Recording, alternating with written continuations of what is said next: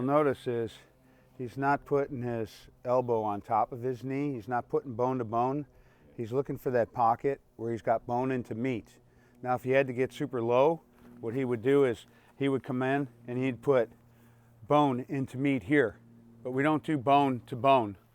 We don't roll around on our elbows. Come up to and roll your elbow around on your knee for a second. Oh, like this? No, roll it all the way up there, like wrong. Yeah, just like that. See how he's having a hard time even positioning it? Yeah. Go back to where your favorite is. Anytime we can put bone to meat, we put bone to meat. We don't put bone to bone because we're going to roll around. He's super stable. He's low. I see people shoot all the time and they're struggling. Fact is, they put out big targets and they'll put them out at easy distances like 200, 250, 275. And people think, oh, you know, I'm not going to drop to a knee. I'm not going to use the barricade. I'm not going to use any stabilizer.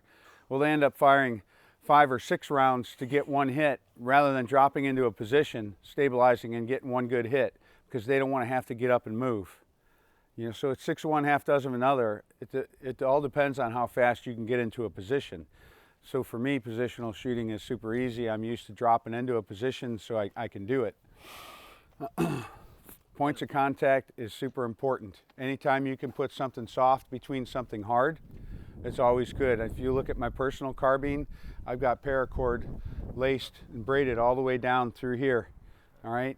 I put it there because if I put it on something hard, it gives me a soft surface and I can clamp down on it and I don't have all that vibration.